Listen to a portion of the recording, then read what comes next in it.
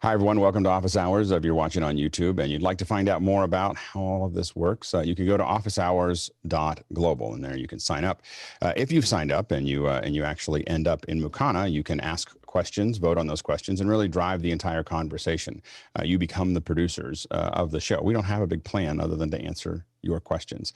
So go ahead and go through that, and we'll see you here. If you are already here, 7 o'clock to 8 o'clock is every day, 7 days a week, is general discussion.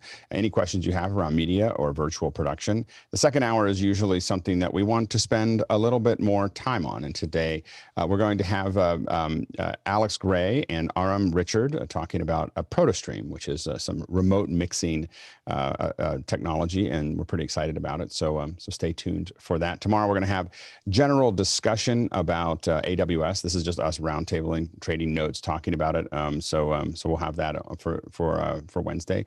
And Thursday, we're going to talk about working with clients. So what does it take to actually make that work?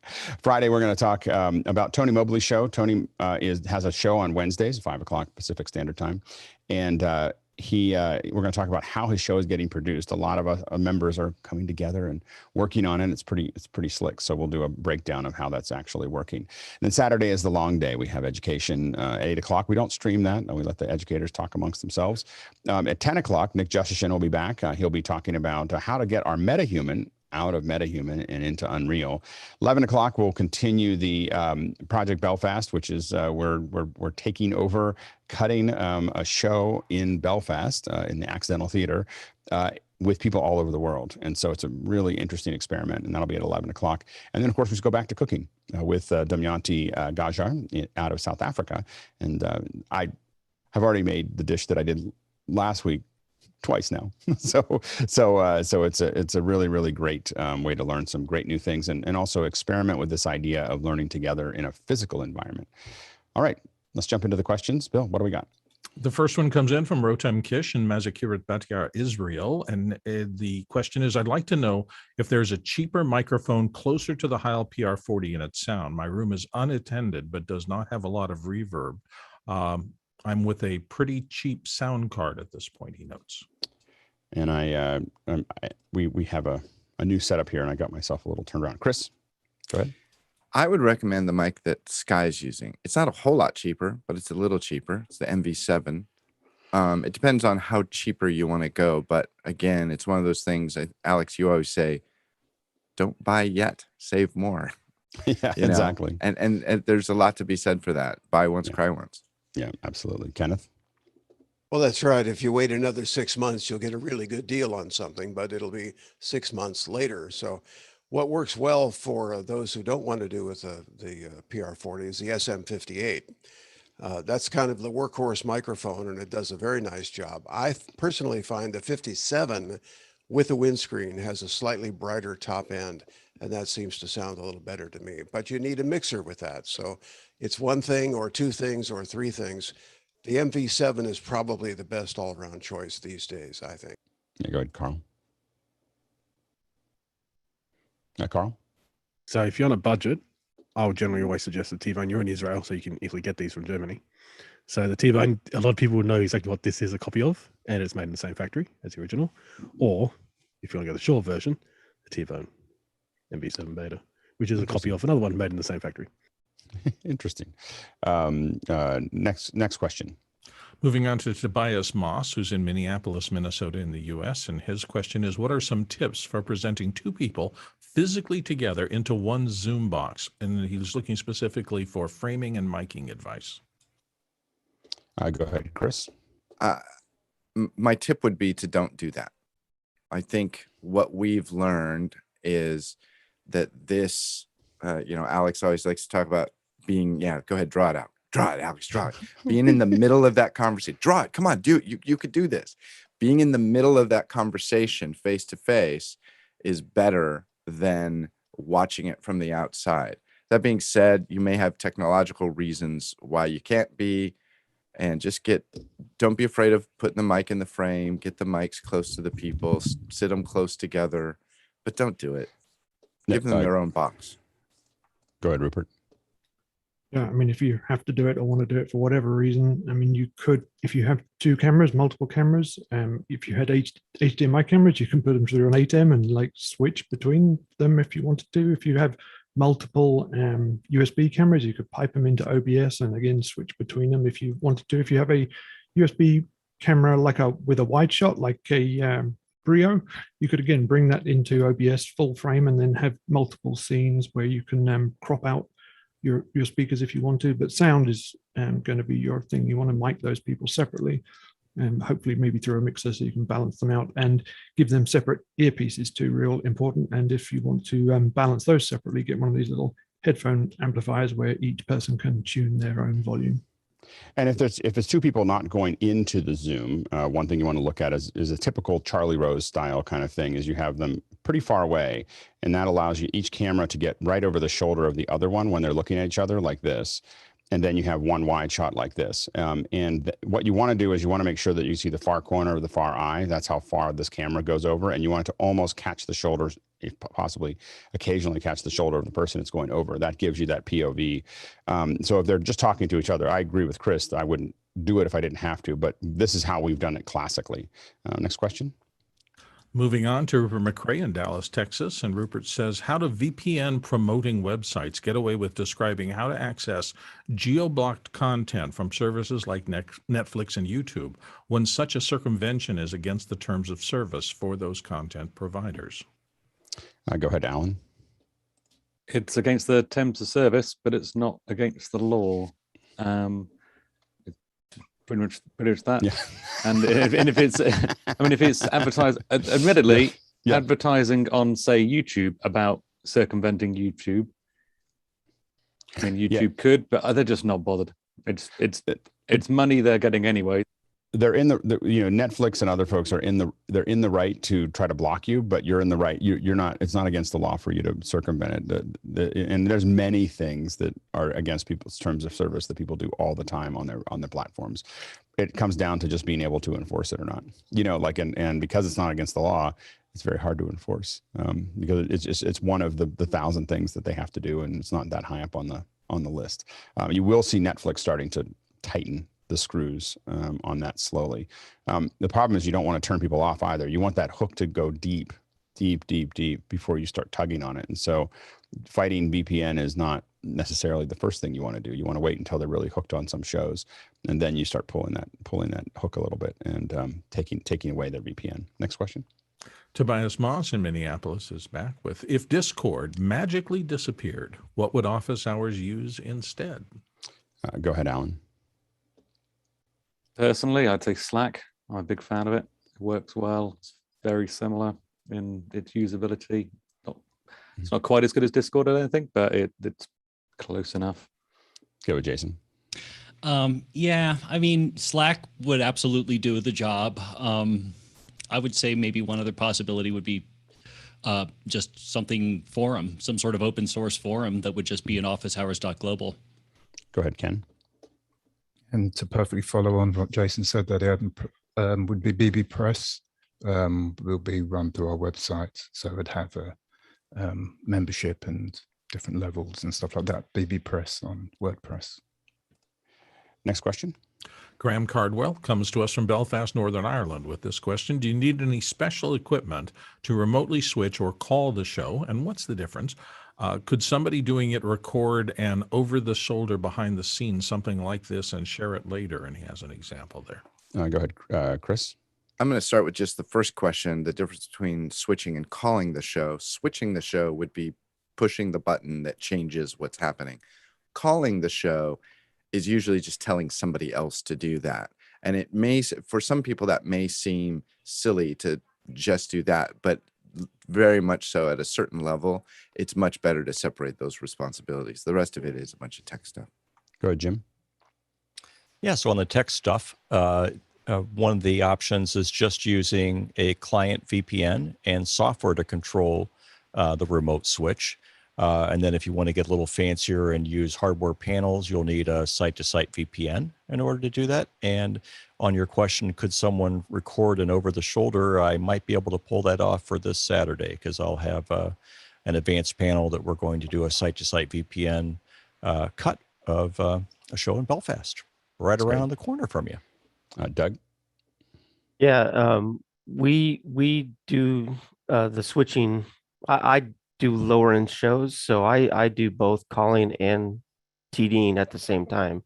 And it's a difficult job sometimes when you're having to look down, hit the right button and do it. And Jim, we have used a VPN to have remote people do different tasks. And as far as recording things, we record behind the scenes all the time. We just set up a GoPro and then I record the comms and then I sync it together after the fact with program feed and our comms so that we learn how to get better. And actually, Fenwick, Predo, and I have actually talked about us doing a live behind the scenes production where you get to see it as it's happening and get to hear the comms as we're doing a show. So we're trying to get that get a show where we can invite you guys and see behind the scenes live. And we've done that in the past with Mad in the Kitchen, and we'll probably do it. And I think a bunch of folks are watching Tony Mobley's show as well. So we're going to be you'll see us doing more and more of this, especially as we do ones that are kind of built up in office hours. All right, next question. Comes to us from George Sita in Webster Groves, Missouri. And George says a colleague is having a problem with his Zoom audio switching back to the built-in mic during Zoom. The audio chain is a Heil PR40, second generation Scarlett 2i2, and a MacBook Pro. I've seen this in pre-show mic checks too. Any ideas what could be causing it? Go ahead, Carl. So it's probably the Scarlett dropping out. So it's just got to drop out for like maybe 1 second, maybe 2 seconds, lose the USB. Now that can happen, especially if you're going through a hub and your hub has got maybe a hard drive that's doing a backup at the same time. It will just drop out for 1 or 2 seconds. It'll come back, but when it comes back, Zoom will no longer have it as, and it will just go to your built-in mic. So best suggestion is probably make sure your audio interface is going directly into your computer and not through a hub that sometimes has hard drives on it. John Preto. I used to have this exact same setup, and I got rid of the 2i2 and moved up to the Claret line. That's how I solved it. Jason. The degree to which I despise the Scarletts in general, they are actually door stops in my new studio. Like, I am not kidding, and I'm looking forward to getting rid of that one. Yeah, it's almost certainly your USB being flaky. You're oversaturating. I'll put a link to a Reddit thing in there. But also Bluetooth. If your Bluetooth card is about to go out, that can also do it. There are two things that I connect directly to my computer generally, and that's my audio and my video. I generally don't push it through hubs, and that's probably what you have there. And I will say that the Scarlett, I've spent more time, we've prepped thousands of people, and I spent more time trying to fix the Scarlett than any other audio interface ever made, or ones that I've run into. Next question. Mike Emmett in Melbourne, Australia is next. And he says, when you say cut the show, do you have some magical interface you're using to switch or just the usual Zoom tools? Stuart? I'll just unmute myself so I can speak. At the moment, you'll be watching gallery view. In the gallery view window, there's an option in the top corner to use speaker view, which swaps us to whoever's speaking at the moment. And for me, I'm seeing Alex because Alex is the host of the program, but the rest of you are now seeing me on the YouTube feed. And if I just cheat a little bit and make sure, so I'm using 2 monitors at the moment. I've got the gallery view up there. I've got the YouTube feed in front of me. I've got my NDI feed in front of me as well. It's out of screen. And as you can see, I've got another monitor open, which would normally have the questions and what have you. But at the moment, I was looking up the answer for Jason Baish's question about RS232 and 422 later. And it's just all done in the Zoom tools. So it looks reasonably good. It is nowhere near as nice as the tools that Alex has been showing off for Office Hours 2.0. Go ahead, Andrew. So I'm not a video engineer, but I'm an audio engineer who was sitting next to someone cutting a show just recently. And I noticed what he had in front of you. He was the E2 operator. He also had a Blackmagic system. He did not have a piece of hardware that was Blackmagic branded. He had one of these. And all he was doing was this, the whole show. Here, I'll see if I can. He had his fingers over here. This is a Stream Deck, by the way. Over here, switching whatever the sources were to preview, and then he would do the take. And that's all he did for hours a day, and it worked for him. Let's go to the next question.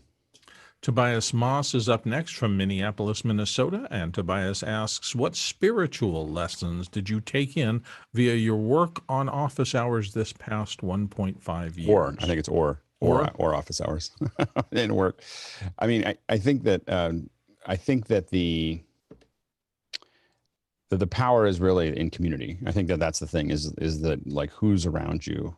And I think I've taken this in from my work for the last 30 years. It's really, it is who you know. Like people always say, oh, it's who you know. It is who you know. It doesn't mean that they all have to be, you know, rich and powerful people that you know. It's that you have a community of people that you can work with. And I think that that we've built a very rich community inside of office hours. But I think that I've been focused on that for a long time. And but I think that's the biggest thing is it is a community. You know, community is the most important piece of the puzzle. Next question. Oh, comes in from Alan Rupert. Rupert had some. Whoop, Rupert, I missed you there. Got to. So for the panelists, number one is Bill. You got to stay ahead. You got to have 6 to 7 questions in there all the time, and it's like imperative that you do that. Like the most important thing. And then second for the host or for the panelist, you got to raise your hand. Don't raise it late. It's really hard for me. Go ahead, Rupert. So I was also thinking, you know, it's been important to find out things for yourself over the course of the last, period of time. We've heard about Zoom fatigue and all these sometimes negative things about, video and connecting with people online and stuff. And really, that's not the case. So I think if I remember that, you've got to find out for yourself and get involved, and right. And it may be a different experience. Yeah, absolutely. Next question. Moving on to JHB in New York City. JHB asks, yesterday when Alex was describing the show at the Smithsonian, he mentioned getting the camera up. I think we skipped one. Did you skip one there? I think there was another one there before that. Let's go back to answered and see. Oh yeah, the Smithsonian. Okay, let's do this. Yesterday, this is from JHB. Yesterday, when Alex was describing the show at the Smithsonian, he mentioned getting the camera up to the proper height of the platform. What's the ideal height of the camera in relation to a seated person? In general, we're trying to get the cameras about 4 to 6 inches above their eyes. I mean, that's just generally where we're at. At minimum, their shoulder height. So that's usually where we're trying to get the cameras is somewhere between their shoulder and about the top of their head is where we're trying to get the cameras as far as height goes. Next question. Next question comes in from George Saidi in Webster Grove, Missouri. It looks like to avoid the uneven volume knob adjustment with 2nd generation Scarlett 2i2s, would the Behringer U-PHORIA UMC202HD Audiophile 2x2 USB audio interface be a reasonable replacement for simple Zoom meetings using a PR-40 and a MacBook Pro? Carl? So the 202, the 204, and the 404 are very clean audio interfaces. They're actually the 3 highest quality that Behringer make. Everything else is kind of one step down. But if you're coming into Zoom, then I would suggest the Behringer Flow, because the only thing that those audio interfaces give you is just a gain knob. They don't give you anything else, just a gain knob and a headphone knob. With the Behringer Flow, you get a lot more routing. You can do mix minus on this as well. I understand it's a little bit more expensive, but for what we do here, essentially office hours kind of stuff or just Zoom, this is a much better suit to wear than just an audio interface with a gain control, I think. Go ahead, Alan. And this is the device you're on about, and I'm not using it because I could not stop a delay coming in, and I just had issues with it. Admittedly, I was on Windows, so it could just be, Microsoft not playing nice. Andrew? Don't underestimate the power of simply backing off the mic an inch or two. Now, I know the Heil likes you to be really close to it, but that is also just a way to manage your gain. If you think of it this way, if you're farther away from the mic, the gain knob will have more range. I mean, I think that the problem is with the Heil is that the proximity is really important. So like how you use it. So it's probably not the mic that you can back away from easily and to control it. It's going to change the entire flavor of how you sound. I would be curious though, is if you can play with that a little bit. I don't know if it's going to matter on the Heil though. Yeah, Jason.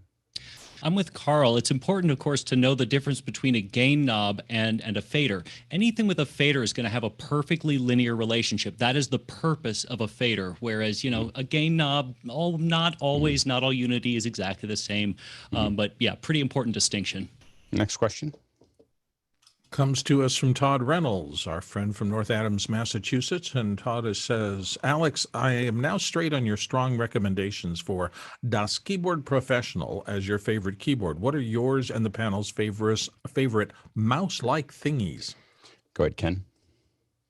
The Apple keyboard, because it's silent, so you can type away while you're... But I think he's asking for mouse-like things. That would be the... Logitech MX Master 3 is a magical device. Andrew? This thing, Magic Mouse, which I just like a lot better than a trackball, which I've never gotten used to. And if these things, if you get your setting right, which is like how fast your cursor moves across the street and all that, it can just be a wonderful controller. Alan? And I have, can I get in shot? The Logitech G600, which is one of those silly gamer mice with millions of buttons on the side. But with the extra buttons, especially for things like Zoom, you can put on your mute buttons and your stop video on the side of the mouse, so you never have to take your hand away. Sky, real quick. I use the Wacom tablet, not the Cintiq like you have, Alex, which is a monitor and a pen, because I was getting carpal tunnel, and I was originally using that big trackball when we were using the Avid, but then I moved over to the tablet with a pen. Yeah, Jason, real quick. I'm extremely unpicky. As long as I'm not using a touchpad, I'm usually pretty happy. There are a few ergonomic mice that I really like because it holds your wrist and it makes you not have to flex your radius. Other than that, yeah, doesn't matter. I use a mixture of the Logitech and the Magic Mouse. There's things about the Magic Mouse I really like as far as being able to scroll sideways. that I'm pretty addicted to. So I still use it to some degree, but I most of my work, because of some of the apps that I use, are still the 3-button Logitech. Next question. Jason Bache, Albuquerque, New Mexico, who was just speaking. I've looked far and wide for the playback Blackmagic design HyperDeck's RS422 playback control. I know it's an older standard, but I can only find RS-232 or USB adapters. Perhaps Stuart Fairweather can school me on the difference and whether I can use the 232. Go ahead, Carl. So Blackmagic make one. So this is it. It will do 8 decks at once. So you can just switch between the 8 decks. It goes side by side with the 8K hyperdeck, but you can use it by itself. You can go back to legacy products like tape machines from the 90s easily, analog stuff. It works off 422. This will pretty much do everything you're asking for. If you've got 422 hyperdecks, which they all do, this is what it's designed for. Stuart? I meant the cable. Looking for the cable. Yep. Oh, okay. Firstly, I'm going to digress. The device that Carl just showed, I actually sent Alex a link earlier in the week. They're on sale if anyone wants them. And the 8K from Videocraft in Melbourne. And it's something close to half the normal price by what I saw. But Jason, I would never suggest that you could just connect the positive TX and RX of the 422 into the TX and RX of the 232. I would never suggest that. But it does work. And I might actually have a converter. So if you need one, I might actually have one in an old road case. What are you trying to do? So I have this really nice, TV Studio 4K. I've got a panel on my switcher and it's got control out. And what I want to be able to do is play around with whatever the control out does. Also, I want to be able to loop between my 4 hyperdecks so that I can just record simultaneously. I know it can be done through the switcher, but I like experimenting. That's all. Okay, there you go. Next question. Ronnie Settle in La Plata, Maryland, it looks like, with the recent drop in price of the URSA Mini 12K. Would you recommend choosing this over a Pocket Cinema 6K Pro? My use case is house of worship and multicam setup. I use both tripods in the back of the room and roaming cameras on stage. Go ahead, Carl. So I think house of worship, This is where the studio camera comes in. This is with the HDMI version. I'm showing here the Pro version, but either one, if you're running HDMI, this is perfect. You just run into an ATEM Extreme, you get 8 cameras if you want, or just an ATEM vanilla, get 4 cameras. This camera is perfect for house of worship, I believe. The sensor size is a little bit bigger. The lenses are relatively cheap, and you can actually get lenses that zoom as well, and they have a bit of telephoto as well. Go ahead, Ken. Yeah, I use my URSA. This is what you're seeing me on here. The main difference between that and the 6K is it uses SDI cable. So if you're the back and you need a long cable run, then the URSAs with the SDI cable is a good benefit for that. So I've owned about 20 URSAs and about 10 or 15 of the Blackmagic 6Ks. I think it depends on what you want to do. I think as a production pipeline, the URSAs are better in general. Like they're just a better platform. It's just easier to work with them because of the SDI, because of the SDI return, because you can put a fiber back on it later if you want to. A lot of the tools are just easier to get to as a production pipeline. They are more expensive. So that is and you can also get, for the URSAs, you can get shims that will let you put on a PL mount, a Super 30, a Canon mount, et cetera, et cetera. So those are things that are pretty valuable about them. If you have the budget, they are a better camera. It is a better camera to use. If you don't have the budget, then the 6Ks will do you really well. But from a pure production pipeline, it is much easier to work with, especially when you're doing long runs with control over HDMI and everything else. You're going to use SDI, you're going to use the converter boxes, and sometimes they work and sometimes they don't. And there's a lot of little fiddly bits that go into using the 6Ks as a true live production camera. So I would always, if money was not a consideration, I would always get the URSA, and especially now that it's $6,000. I would have said the other URSA, the G2 or whatever, but now the 12K at $6,000 is an incredible deal, for that. And it means that you'll probably, unless you break them, you'll end up using those cameras for a decade. That's the big thing. And so I use that as a consideration. Anyway, next question. James Babbitt here in San Diego says, does spatial or immersive audio processing improve mono spoken word podcasts? Go ahead, Jason. I'm going to use the Mickey. It really depends on what you're going for. If you've got a lot of people talking over each other, there are some benefits at some times. But for the most part, I think what you're thinking of, not really. I actually think that it's going to be it's a brave new frontier that we're probably going to experiment with here. Psychoacoustics aside, yeah. So there's a couple things. One is that I do think it's going to be interesting to spread it out. Blue Jeans does this right now, where it'll spread out. If you're in a Blue Jeans meeting and you have spatial, even on your laptop, it'll spread out the audio a little bit, which actually makes it easier to understand who's talking. So there is something there. You don't want to spread it out too much. You just want to just open it up just a little bit. I do think that there's some really interesting opportunities when it comes to spatial reverb, where you just feel like you're in a bigger room with those folks. Not a lot. Again, all of these things will be done very subtly.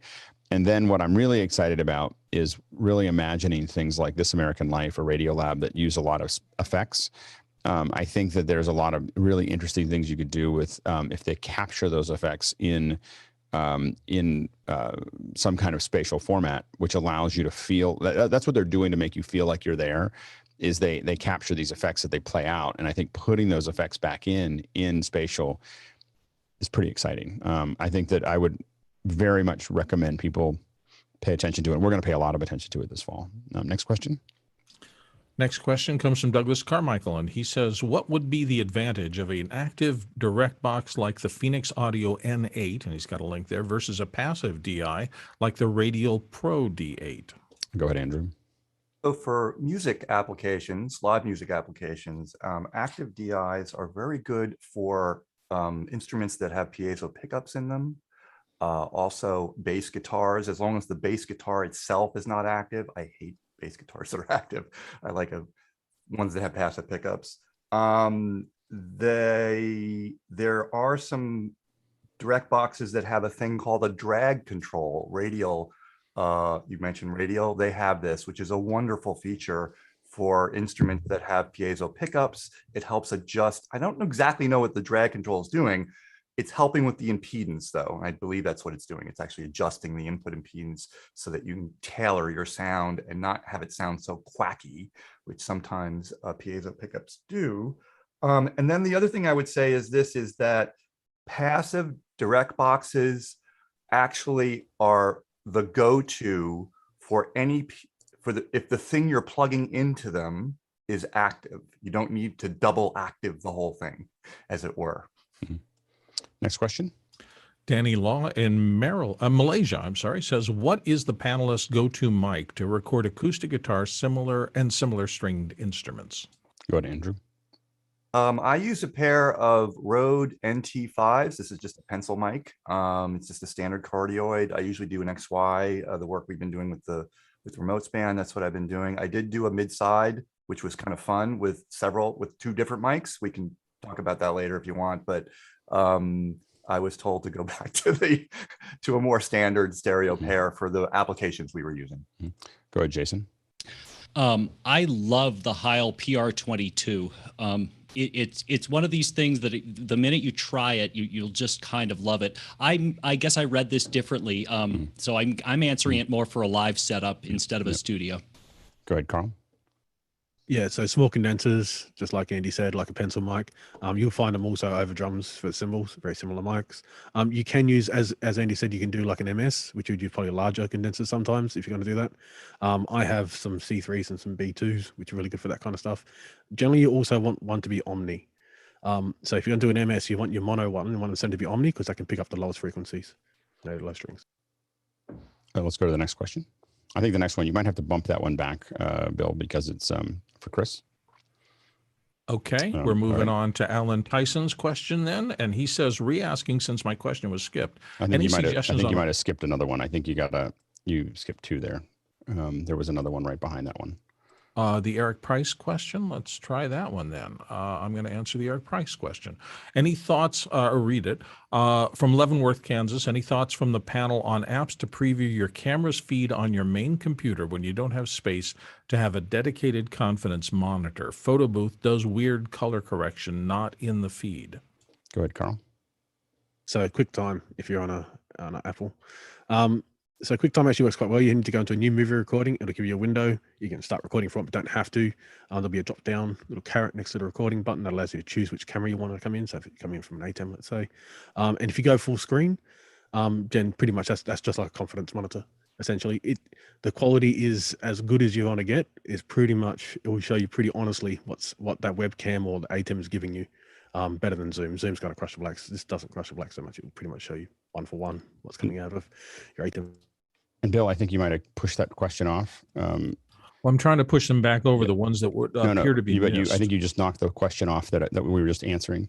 Like I need that. You can't move that question while people are answering it. Okay, sorry. Because the cue for the question is in the question. So if you move it, it disappears. So yeah, you can't do that. Well, that's interesting. All right. Well, yeah. All right. You can't ever move it until we're done answering the question because I can't see it after that. So I have to pause on management of stuff until after the questions come between questions. Just as you answer it, just hit answer. That's all you got to do, and it'll just automatically get rid of it. Just answer do the next one. Sky. I use the. I don't know where we're at. We'll just go to the next question. Sorry, whoever. I apologize, but Bill, you got to be really careful about just hitting answer. And I apologize as well. We're trying to get used to this, and I am not, and I probably messed that up, and I apologize to everybody whose questions are in here. Anyway, go ahead. Next question. Yeah, well, this is the Alan Tyson question, who said it was skipped before. So let's see if we can get through this one. Any suggestions on a wireless mic setup? Looking for something mainly for Zoom meetings so participants have freedom to move around and possibly use a whiteboard. Thanks. Go ahead, Carl. So people know what these are. This is the Godox version of them. So this is a 2.4 gig version. You can get a 2-pack as well for about $200 US. You can put a headset mic into this or a lapel mic, whichever the participant is comfortable with. If you have frequency issues, then I'd suggest going over to Godox, the other one, which is actually the more higher end version. It works out of the 2.4, so it's not going to clash with the Wi-Fi or anything. This will require audio interface though. The other one was USB-C. Go ahead, Sky. yes, the Road Goes and DVE Store has those. They're great. You also have the ability to have two of people talking into one transmitter, one receiver. So it works really well. Andrew? What Carl said, and Sky, but what Carl said, the thing I'm curious about though is if you do get into those situations where you're in an office, for example, a lot of 2.4 going on, if you can use the Go or not, and Carl's point about moving to lower frequencies. And remember to always wire as far as you can. So a lot of these things get solved by, a lot of times we have the transmitters, we put the transmitters under the desk, at the podium, wherever it is. We want it to be measured in less than 10 feet when we can, and then we run a wire. People get lazy and they put the receivers in the back of the room, and then they can't figure out why they're always breaking up. If you put them in the front of the room and you wire them to the back, things get a lot better really fast. Next question.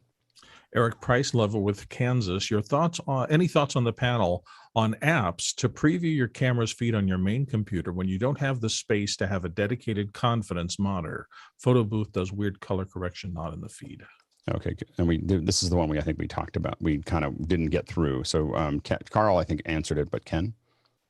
Yeah, I'd like a hardware solution. Now you're looking for an app, but I think an ATEM Mini switch would be a way to, if you only got the one monitor, so you can have the feed in from the camera and also the feed in from your computer, and you can switch, use that to switch to see that. Go ahead, Rupert. Just offering options. You could also use NDI. NDI will capture the source, and then you can open up NDI monitor and bring it into a window, scale it, move it around. Go ahead, Alan. Rupert just called one of mine with the NDI. The other one I use is OBS. Is also quite a good free and easy one that gives you the actual output that you're going to get from it. QuickTime has just make movie, and you can decide any input that the Mac can see will just show up there. And I don't think it does very much to anything much at all to the blacks, to the levels. It's pretty true. Next question. Leo Mindell in Pinner, UK is up next, and he says, the great show on the Smithsonian yesterday. Would Alex be able to tell us how many crew he had to do the build-in, and was it a separate team to those running the show? And he's trying to staff up for in-person. Alan? Well, I was going to let you do the first. I was going to let you do the first bit of it. Okay, then I'll do the first bit. There was, I believe that we had, I want to say about 8 people doing that event. So I think there were a couple and it was the same team. So we didn't have enough room for anything else. But I believe that the team was 8. It might have been 9, but that's it. Go ahead, Alan. And one thing we've had in the past when doing sort of live shows is your live crew isn't necessarily the same as your loading crew. If you've got a fair bit of gear coming in, you can get locals in to do your humping and dumping to allow your technicians to get on with the main bit of work. So it's especially when you have large amounts of truss and heavy things and lots of things like that. You want to have your crew. We have our crew basically manage our technical and try to have less technical folks manage the less technical problems. Mike's loving it. Yeah. Next question. Michael Gates and looks like Wyong Creek, Australia, looking for an audio switch for mute, but also push to talk. Buy once model, please. Go ahead, Carl. So K&M make one. It's push to talk. I'll put the link into Discord for the Sweetwater, and you'll be able to find it elsewhere in the world. But yeah, it's pretty good. It's pretty much a push to talk. It's a mic. It's pedestal essentially. It's kind of a base for a pedestal. But I'll put the link in Discord. Go ahead, Andrew. Yeah, and I'll find this and put it in Discord. I can't remember the name. There is a box that does both. You can choose which one you want it to do, push to talk or push to mute. In the buy one, cry once world, I will say that it's Studio Technologies. Just look at their website. There's a lot of different options. You're looking for the announcer boxes. They're quiet. They're high quality. You can get them over Dante or analog. There's tons of controls and switches, and you can have it push to talk. You can have it tap to talk. You can have it hold to talk. All those things are, you can set all of those settings inside of it with little dip switches across the bottom, and they are the best. All right, next question. Jim Schaefer in Minnesota, USA says, Apple has a major issue with the M1 chip and system restore of Mac OS. you must have a second Mac to restore your M1 from. With newer products coming out so fast, have we exchanged speed for quality? Go ahead, Jason. No, Apple's been a little bit weird about this, but that was only the case for a week. You really just need to like get to the exact right procedure. I've given you 2 links in the Makana chat for precisely how to do this. That is no longer the case. Go ahead, Ken. Jason. Yep. Covered Mike. Yep. Next question.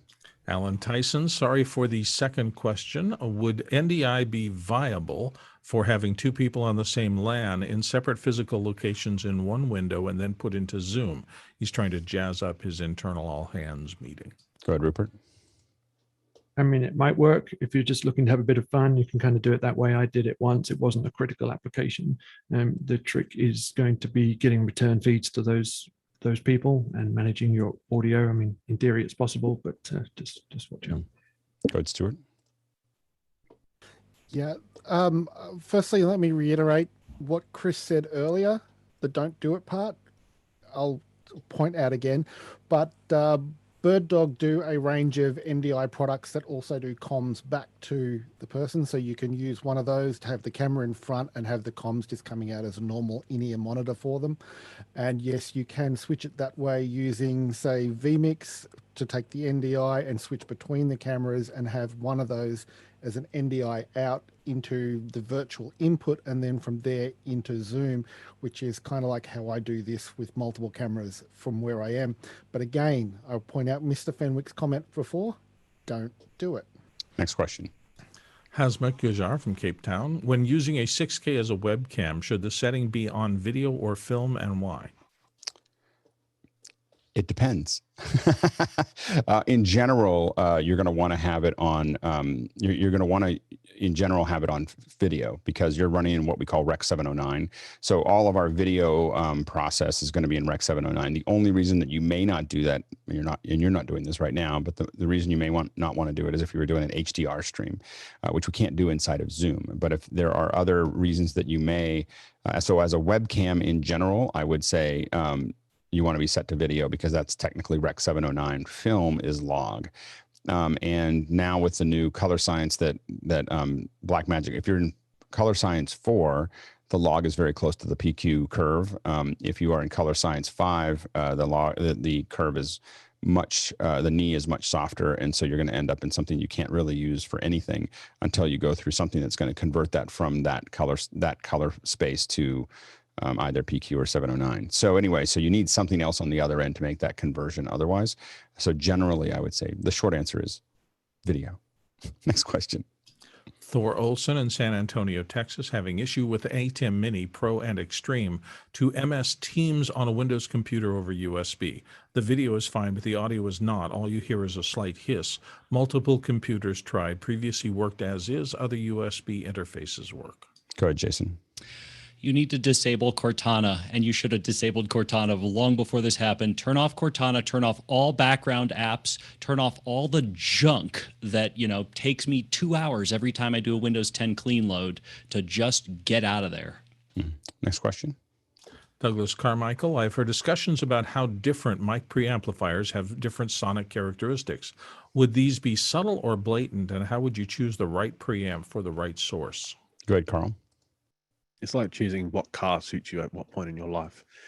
So that's a good way of putting it, because I've got clean preamps, but that's because I do stuff with strings and stuff. So I want clean preamps. I can actually make them go to, crazy if I feed them back into themselves. So I can kind of overdrive the preamp, and that's what some preamps do natively inside. You can press a button, and essentially it's just an overdrive loop. So as far as like classic preamps, like tube preamps, they will give you a flavor. They'll give you distortion in the second and third, fourth harmonics, but it's pretty much audition. So when studios or project studios, they will actually just rent or borrow from a store a preamp, and they'll do something they've done before. So they'll have a particular song, they'll play that particular song through that, so they know what it sounded like before on another preamp. They'll do the same thing again, and they audition them. And you'll find that these project studios will audition a lot of preamps, and they'll choose 2 or 3. They'll probably stay permanently in their project studio. Go ahead, Andrew. Yeah, just to echo what Carl said, and also add to it that I have recently gone down this rabbit hole because of work with the remotes. There's a rack of preamps back there that I borrowed from a colleague of mine, and most of them are Neve 1073 clones, but not all of them. And even the 1073 clones differ from one another. And then I also have to call out Todd Reynolds, who I now hate because he has introduced me to an expensive solution for this, which is an EMI style preamp, which was in the consoles that were at EMI Studios and I think Abbey Road and all that, which is a very different flavor from the Neve, called the TG2 or something like that. Anyway, this is a big rabbit hole to go down. Next question. Jim Schaefer in Minnesota in the USA says, will digital screens controls eventually replace physical buttons on the ATEM sound equipment and so forth? Screens and software allow more flexibility than physical buttons, but we lose tactical feel. Go ahead, Rupert. I think this is going to evolve in all kinds of directions. I'm sure we're going to see more software control on screen controls, especially with things like APIs where everything can be integrated to one another. But as more and more hardware even becomes network based, I think we're going to see the evolution of hardware interfaces and control services just maybe separated from the equipment that they are controlling. So we will still see the buttons, but maybe just not necessarily attached directly to the device that they're controlling.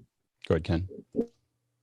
Yeah, having recently been introduced to synths and mods with real physical buttons, if you're in the creative field and you're wanting to adjust the tactical field of buttons and real sliders, really is makes you just that much more creative and subtle in your actions. I know that it's really the thing about hardware is it does take more time to think out, and it is more limiting, but it means that when you reach over, it's always in the same place and it doesn't change in state, and you can kind of reach over without looking at it and tap into something. And I think that when we do real shows, we're almost always on hardware interfaces. It's not because we don't have soft screens available. There's plenty of software that would do that for us. It's because it's too clickety-click, and we can't respond fast enough to what's actually going on. So I think analog is still here to stay for a little while. Next question. Robert Soji in Los Angeles asks, will a 1-year-old MacBook Pro screen work well for basic Final Cut Pro color correction? I think you can do basic color correction with it. Go ahead, Jason. Yeah, the key word here is basic. The answer is absolutely. Be sure that you turn off the white temperature, whatever it's called, and remember that yeah, thank you. A cheap colorimeter is really it's your best friend. Yeah, if you get a spider, is what most of us use, is some version of a spider to get it close. It's pretty close, and then you want a healthy mixture of that with scopes. So you want to learn how to use scopes so that you can check yourself. You don't want to rely on the scopes. We want to be able to check yourself a little bit on that area. Next question. Douglas Carmichael says many synthesizers like the Roland Phantom don't specify the operating level of their analog outputs. If your audio interface has a choice between +4 dBu and -10 dBV, what would be the best choice if you don't know? Carl? So if it's a balanced output, it's going to be +4. All the roll-on outputs are going to be +4, except for the headphone jack. That'd be -10. And sometimes it's useful using the headphone jack if you're going into consumer equipment to record, like an old school iPod that can record. But yeah, so essentially it's all going to be +4, especially if it's on balanced jacks, which I believe all the outputs on the Phantom are balanced. So that'd be +4. Go ahead. Next question. Tommy Shantz, St. Paul, Minnesota. What would be a good setup for audio spatial capture? Jason? I'm going to go out on a limb here and say, you probably don't mean a 360-degree mic for spatial audio capture. What Alex is talking about is actually a lot of post. The stuff that we're talking about with respect to spatial audio has to do with very limited, lots of channels that are being mixed, after the fact. So yeah. What I'm playing with is an Ambio. Sennheiser Ambio is the one that I'm, have been kind of toying with. I believe that Zoom makes one as well that I haven't tried, that will do some spatial captures as well. So multi-channel that you can use to put things back together. Most of it, as Jason said, you don't need. You can put effects in different places, but there is something about what I'm playing with is, hey, I'm going to do an interview with someone and I'm going to capture their mic, but I'm also going to capture kind of the exterior sound that makes you feel like you're there. So I think that there is a reason that you might want to capture some of what we would typically call nat sound with some immersive capabilities. Now, some of us have talked about also you can move the mics away from each other, which have a bunch of phase problems, but it also makes it feel more stereo. so those are other things that some of us are playing with. Next question. Jonas Dattel in Stuttgart, Germany says, has someone played with the Dear VR tools to create spatial mixes in vMix for their shows? I don't think anybody's done that yet. It's a challenge. All right, next question. Hasma Kajar in Cape Town, South Africa. Can Chris Fenwick explain why and how he's using Zoom ISO with Companion and Stream Deck? And I don't think Chris. I don't think Chris is back yet. So we'll have to push that one off to another day. Bill, if we can push that back and then push it back to Hasma, as opposed to deleting it, it'd be great. So I'm clicking on it and it's not going back. Hang on a second. Let me see if I can do something else. Yeah, it's back. There we go. Right. There we go. All right. Let's go. Next question. Next question comes to from Tony Danson in Leeds in the UK. Can OBS on a Mac do NDI output? Go ahead, Stuart. Yeah, it can. There is a plugin that you have to download to do it, and it works just as well as NDI and vMix. Go ahead, Rupert. Yeah, exactly. It's a plugin. That's NDI4, I believe, and I don't know whether there's a one for NDI5 yet as an OBS plugin. Next question. Douglas Carmichael has our last one in the regular queue, and he says, after discussing the differences between Apogee Symphony Mark II and the DigiGrid IOX I have, a friend of mine said the sonic difference with line sources with no preamps would be, quote, indecipherable. Are most AD converters using the same core chips? I don't know if we have anybody ready to answer that question. I will say that my opinion is that the line is and we can talk about this, but line is a lot less sensitive than mics. So it's a much larger signal in how it's being processed. So line, I would say that it would be very difficult to hear the difference between two line out inputs into most relatively high quality devices because there's so much more voltage coming into the device.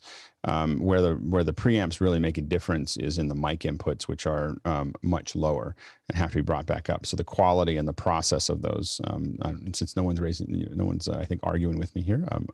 Stuart, go ahead. Yeah, one of the big stories of last year was the fire in Japan that took out one of the preamp and ADAC factories. I did see articles saying that other competitors to that company had actually tooled up and were putting out stuff using licensed products and licensed designs from the company that was affected by the fire.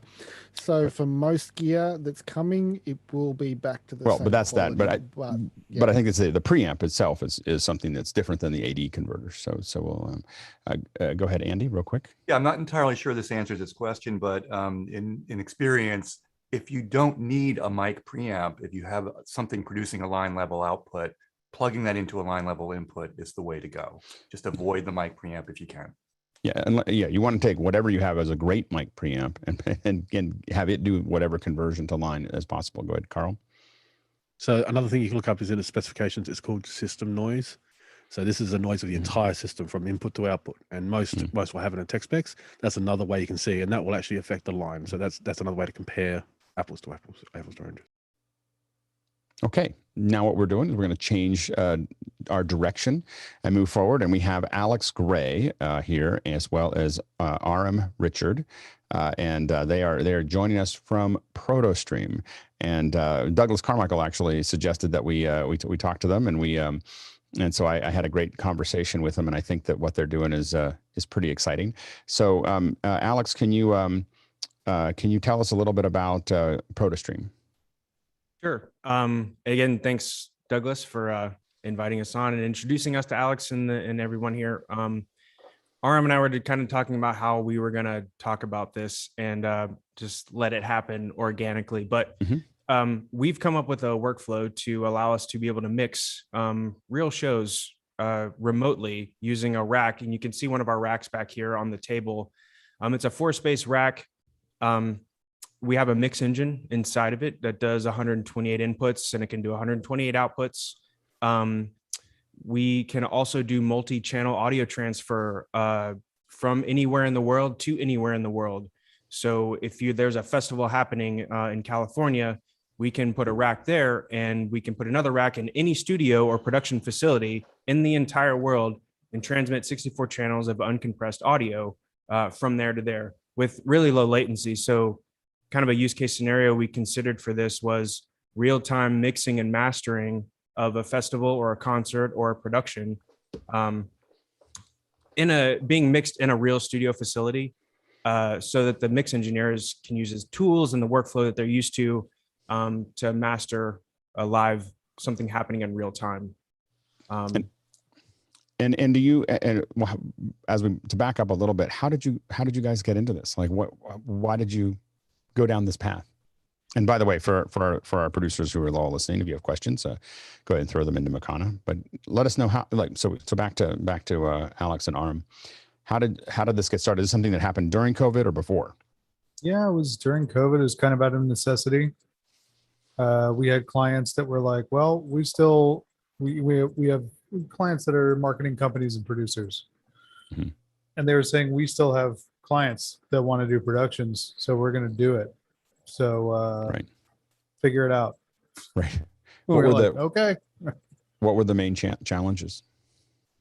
Well, I mean, being COVID at the time when we were designing all this stuff, the ask was to have no different service from the audio department than you would at any kind of medium or large live show, but also travel as few people as possible, keep distancing to a maximum.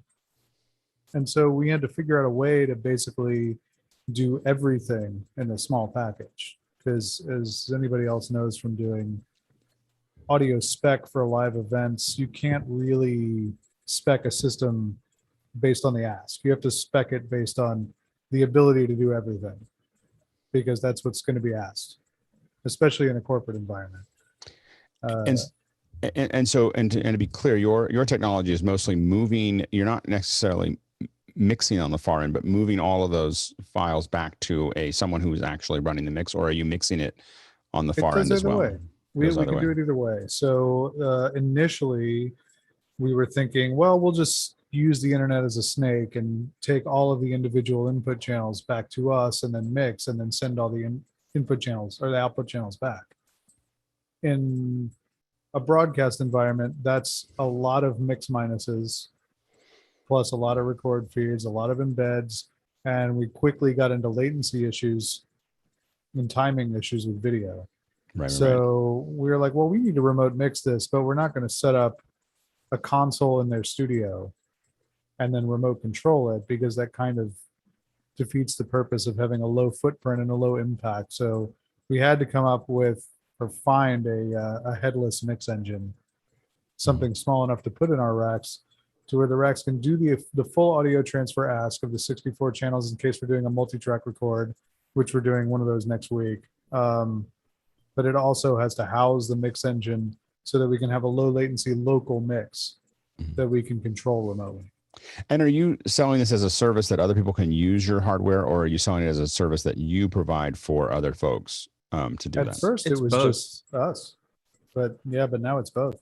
Yeah, and it really depends on the ask. This is so new, and it's so new to us, and it really just depends. We've had studios ask us to embed into their studios permanently, so that whenever they have shows, we just kind of log on and we can mix the show and manage the entire audio network remotely. And that's really was also, I was going to back up and say that it's also really dangerous to transmit back and forth that many live channels of audio over the internet. So to minimize that danger, we only send what we need and we take what we need when we're mixing locally. Right, absolutely. I think we've got a couple questions starting to roll in. Bill, why don't you go ahead and what do we have? Sure. The first one comes in from Douglas Carmichael, and he says, what has your experience been with the A to D conversion in the Prodigy unit versus the Apogee Symphony Mark II, for example? Well, neither one of us had can't say we can speak to that other product because we've never used it. I do know that the direct out products are they're second to none. I mean, we've had zero issues with converting from Matti to Dante to Ravenna. That's what they do. They're very high quality conversions in their products. As far as preamps go, I have heard the preamps in an Apogee Symphony, but I've only heard them with, I've never compared them one-to-one. I've heard them with different kinds of sources. I've heard large diaphragm condensers on the Apogee Symphony, and I've only ever heard what you would use for like a corporate event, like a Shure MX418 converted in the A to Ds on a preamps on a Prodigy. And I don't think, I mean, in my opinion, I don't think that the preamps on the Prodigy sound any worse than a Digico or anything. I mean, I wouldn't hesitate to spec them to be the converter for any kind of event. Next question. Dave Kaufman in Vancouver, British Columbia comes up next, and he says, how can you ensure low latency when there is so much physical difference between the nodes, distance between the nodes? What kind of latency do you see from coast to coast? Well, for instance, we have a rack permanently embedded in a studio in Maryland, and the latency each way is roughly about 25 milliseconds. So and that's in Maryland to Atlanta? To Atlanta, yeah. Mm-hmm. So it's a 25 millisecond deal, which really is not very noticeable when you're you know, a director says music fade go and you pull the fader. Nobody really notices a 25 millisecond delay. Right, absolutely. Next question. Jason Panks is back from Nashville with recommended bandwidth on both ends. What is it? Yeah. Well, it's multicast. So anything that you are, if you are transferring a stream of audio, and we use two different methods to stream audio, we use Ravenna and also SRT. Since it's multicast, it is constant bandwidth. So you can pretty much tell once you start the stream how much bandwidth you're going to need. If you're doing 1 8-channel stream, we usually say we want 30 megs clear just to be safe, but that's not what we're using. Doing most of the streams we're using, like Alex was saying, we only take what we need and send what we need. And for most corporate events, if we're mixing it remotely and we're just listening to program and PFL here and sending back a couple of channels of playback or voiceover, you know, it's 4 channels back and forth. Next question. And well, go ahead. Really quickly, Yeah, if you were to do absolutely. a full 64 channel transfer, that's about 80 megs upload. And that's really the biggest thing here is, you know, with some of the internet connections, fiber connections work the best, but we can use cable connections, but the upload speed, you don't always get on a cable connection. So 80 megs is what we need. If we're doing a full 64 channel transmit, it's 100 megs, and I think we'd be safe. Next question. Rupert McCrae here in the panel from Dallas, Texas. What levels of hardware redundancy are built into the on-site rack? We use 2 different methods of transmission, kind of a main and a backup. Our really low loss method of transmission is Ravenna.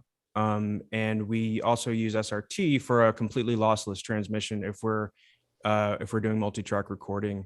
And those paths, essentially, we have a couple of paths in our network infrastructure. So our control method takes one path over the internet, and Ravenna takes another path over the internet, and our SRT takes another path over the internet. And based on where our racks are in the world, our networking team can place that cloud VPN in a specific location for lower latency so that things kind of get there quicker. But also for redundancy. And if you're asking for the on-site redundancy, this is spec'd per event. What we do here in the office is we have 15 hours of battery backup on 2 redundant ISPs and a high availability array. So lots of things can go down and we can still do the show. When we spec with our clients about putting the rack in their studio or on their show site, we talk with them about redundancy and say, like, look, this is what we have in our office. on our end of it. We need to mirror on location the same kind of redundancy if you want it to be safe, but then we have to take budgetary constraints in mind. Next question.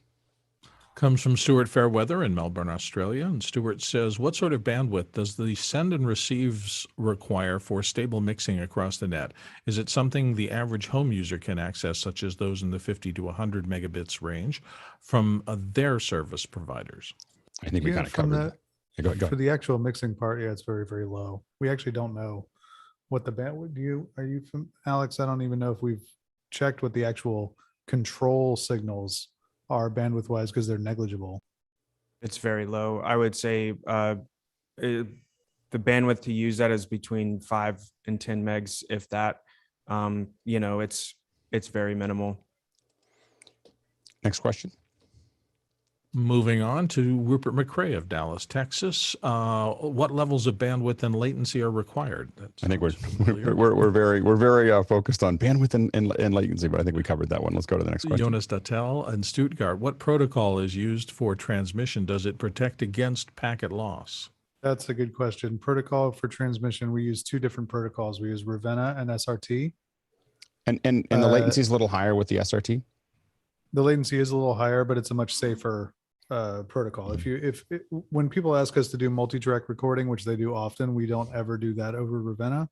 We always do it over the SRT process, which is a process that our networking team has built into their VPN routers. So it basically it always leaves our gear Ravenna, but then goes through an SRT process before it goes over the internet. And to answer the second part of that question, does it protect against packet loss? Yes, very well. The Ravenna stuff, especially specifically the Ravenna stuff made by DirectOut, has an extremely long buffer that you can set, and it will help retransmit any lost packets, even if there are some. So it is reasonably safe against packet loss, but the SRT stuff, we've never seen packet loss from that. That's extremely safe, but also it's at least 100 or 200 milliseconds. And to tack onto that, for our workflow, since SRT is so safe, we usually send out of our studio via SRT, but we listen on Ravenna because it's a little bit faster. And it doesn't matter if there's a little breakup, every hour or so, because we're just listening here. So it's much faster response. Yep. Next question. Jason Panks in Nashville, Tennessee says, what control surfaces can be used for remote mix faders? Yeah, this is a question that we're constantly trying to re-answer because we keep finding needs that the ones we have don't fulfill. But I've been very happy with this right here is a QCon, an icon QCon. The one sitting on Alex's desk is a Behringer. The mix engine we use natively will do X control. So that's handy if you want to do it that way. But I really like the icon because it feels, well, I'm used to using Digicos and Yamahas doing live sound. So it feels the most like that. And we had to get kind of out of the mindset of, oh, we need a Yamaha console, we need a Digico console to do this. But actually we needed a router. And that's so much of what we're doing now is we're audio routing networking engineers as opposed to, mix engineers so much, because especially in the hybrid environment, there are so many more mixes and to deal with than in the past on like a regular live corporate show. We also integrate comm servers into this. We have Unity and VCOM that our clients use for these shows. And because it's more of a broadcast environment, these are IFB channels as well. There's program going in, so that it's integrated into our system. It's a lot more mix outs and a lot more ducking and talkovers. And the mix engine that we use is by a company called AMP, and they have a feature that I've never seen in a production console doing live sound, which is extremely handy in that you can send two separate bus outs to the same physical hardware patch out, which is extremely useful for doing interruptible talkovers. because you can set one to duck and one to be the out path. And it's amazing. It's amazing. Next question. Andrew Lipnick, our friend here on the panel from San Francisco, says, where is the audio signal muxed to video? And please talk about managing latency with video productions. So when we integrate it really, I mean, this is an unsatisfying answer, but it depends on the specific integration we're doing for the show that we're asked to do. So in a lot of cases, we have a rack sitting in a video studio, which is basically a video village. That rack is the in and out point for all audio, and it's connected mostly over Dante to whatever's in the video studio. So we are muxing on the in point from video and the out point into video. And Like a mix luckily in minus. this environment, we're still, audio is still ahead of video most of the time. So we have delay built into the mix engine. We have delay coming out of our studio. We have delay all over the place, and it's usually, so far, hasn't been a problem ever. Next question. Comes from our friend Brian Maddox in Savannah, Georgia. And Brian asks, what are the primary advantages of SRT Audio or Ravenna over a Unity Connect solution? We get this question all the time. Unity Connect is software based. So you're dependent on macOS in order to run it. And it is also not uncompressed audio. So the reason we have chosen to do SRT and Ravenna is because we can send a headless rack out with no computer, to use Unity Connect. So we're not depending on macOS to not crash in the middle of the show. And also the audio is full quality. So it's worthy of being multi-track recorded at the other end. Next question. I want to say this on top of Unity Connect. It's a great program and one that we still use. We're not without Unity Connect here in the studio. I mean, we use it to ship comms channels around the country. It's a great program. We just, like Aaron was saying, we were looking for a hardware-based solution. So even if our GUIs, our control software dies, audio still passes. We're not relying on a piece of software to transmit the audio where it needs to go. Next question. Rupert McRae in Dallas, Texas comes up with, is your pipeline dependent on cloud services or is all communication site to site? Well, kind of yes to that. The VPN system we have, each rack we have and the home studio has kind of an endpoint. So it can serve as an edge system or it can serve as a star network, just depending on how you're transmitting stuff back and forth. And the networking team uses cloud services in whichever cities we need them in, basically. And what VPN system are you using? Or can you say? We're using an Italian company called Vivaldi. And they specialize in the transmission of audio over the internet. They used to be audio engineers themselves, so they understand what we do and why we need the things that we need. And we've been working with them since last year. I want to say June or July, kind of helping tweak their system. We've run into a lot of walls doing this and bashed our heads against many windows trying to figure out what we're doing. But that was the ultimate crutch. And what we were doing is the networking part of this. And once we had brought them on board, everything kind of fell in place. Next question. Comes from, I believe it's John Akabitos or something close to that in Sydney, Australia. And he asks, are the streams encrypted? They are. How they're encrypted, I don't know. We can ask our network team and get back to you on that. Next question. Lucas Herzog in Mainz, Germany. Can you show a little bit more in detail what gear is used in your racks? Well, racks are all built to suit, but the racks that do the most are direct out Prodigies. And the basic components of it are something that will allow you to transmit over Ravenna, an audio router, a GPS boundary clock, and a tunnel. So that's kind of everything in different iterations, depending on the ask.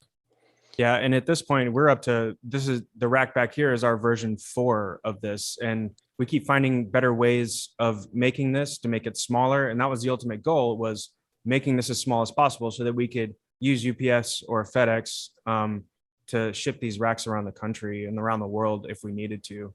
And this rack back here actually doesn't have a Prodigy in it. Direct Out has come out with some really nice products that are smaller and really specific to our needs. They didn't make it for us, obviously, but you know, they got some cool stuff. But I'm sure we're annoying to them because we're kind of annoying to everybody who helps us because we have kind of a big ask. It's a big lift and very specific need, and everybody we've teamed up with has been really good about kind of getting excited about that instead of annoyed by it. It's really useful when you have a group of people pushing the envelope of your product, because a lot of times an engineering team doesn't know what to do next. You know, like they're not using the products in that way, and so having someone way out in front, kind of cutting the ground and saying, okay, this would be really useful, is often very, very powerful for a developer. And on that note, the development note, you know, we've had Radial and Clearcom involved in our project some sort. You know, we attempted to put an IP-based transceiver from an edge base station on the opposite side of our VPN tunnel, and we had the base here in the studio. And the idea was that we could send an antenna out with our rack without a base station and hook the antenna to our network. But that one didn't quite work out, but it was a good learning experience for both Clearcom and us. But we are still in the air about a Radial Bolero antenna. We haven't quite gotten all the answers on that one, and we still think it might be possible, but it's our network people and the engineers at Radial, you know, in there deciphering code and writing code to try to make this kind of stuff work. But they're very interested in, you know, kind of exploring just like we are, you know. Absolutely. Next question. HB in New York, how much is involved in keeping the audio in sync, especially if the video is being switched remotely as well? A little bit touched on that. Yeah, most of the time it would be the same kind of sync. There's only a sync issue at one point, and it's kind of a strategic placement of where our rack goes. So if we're talking with a client and they say, well, we did a show that we had a video studio in Cincinnati and we had a stage in New York, and everybody was transferring the audio and video simultaneously to Cincinnati. So we were like, we're going to put our rack in Cincinnati, because if you strategically place the in and out point of basically your snake, the rack is essentially at that point a stage box. So it would be the same as if you placed it at a live event. You place it at the in and the out point of the video so that you don't run into sync issues. When you embed at the same place that they're transmitting, and when you de-embed at the same place that they're breaking their signal up. Next question. Jonas Nautel in Stuttgart, Germany says, could your workflow for remote mixing be used to deploy virtually in the cloud for cloud productions? We have a video partner from a company called Relink that is very big on doing cloud productions. It's kind of their like B rig is a cloud studio and their A rig is a physical studio. We have worked a lot with doing cloud deployments of stuff, but that's not primarily what we do. You start getting more, we get uncomfortable when we start getting more and more software based. It starts making us nervous. But there are ways to do specific deployments of cloud-based productions with what we do. They're kind of very specific. Like, hey, could we deploy this in the cloud? And then we try for weeks to get it done, and it either works or it doesn't. So it's kind of like, yeah, I'm sure that we could do some of the stuff in the cloud, but we just don't really put a lot of energy into it. Next question. I believe Kajan Agapatos, perhaps, in Sydney, Australia, comes back in with, does the system also include a comms solution? We talked about it a little bit, but how do you integrate it specifically? Well, in the studio here, we have redundant Unity servers, and we also use VCOM if we need a matrix, but most of our clients only do a party line scenario. So basically the VCOM server is an IO point here. I'm sorry, the Unity server is an IO point here. So if we have a director who's remote and they need to do a talk over to one of the IFBs, which is a presenter on Zoom or a presenter on stage somewhere, we'd set an out channel of our Unity server to a channel on the stream that goes then to the studio, which then goes to the Zoom machine or the IFB transmitter, so that whenever the director hits that button, they can talk directly into the IFB or the Zoom meeting or whatever, and it ducks everything out. That's To a add basic on to that, deployment. yeah, to add on to that, from the opposite side, from the Zoom machine, we actually patch an aux output from the mix engine and route that all the way back through the stream, and route it all the way back into the Unity server, so that the producer can have a two-way conversation with the person in Zoom from anywhere in the world, and they don't have to have another device, set up here and there just to listen to this person, but talk here. So it's a two-way conversation in Unity and VCOM. Next question. Douglas Carmichael, I'm planning my SoundGrid-based system, and I'm wondering whether it'd be best to run everything, digital conversions and analog sources, through the Prodigy unit, or use my DigiGrid IOX or a Symphony for the analog and the Prodigy for the digital. So your SoundGrid, you want to use the Prodigy as the insert IO? Is that what I'm reading in this? Not sure. I'm not sure. I'm not actually really sure what the Douglas, try answer to is try there. to rephrase that question and put it back in, and we'll see what we can do. Next question. Rupert McRae, Dallas, Texas, asks, can you remotely cross-connect two studios for collaborative performances? Absolutely. You can, yeah. If you're talking about like a low latency jam situation, then that's a geography dependent kind of thing, because the farther you get away over the internet, the more latency you're going to get, and it's going to get unacceptable at some point. Well, and essentially that's the holy grail, right, of what we're doing on the internet. And the thing is yes, it is possible, but the ask and the specifics to make this possible are really expensive and very specific.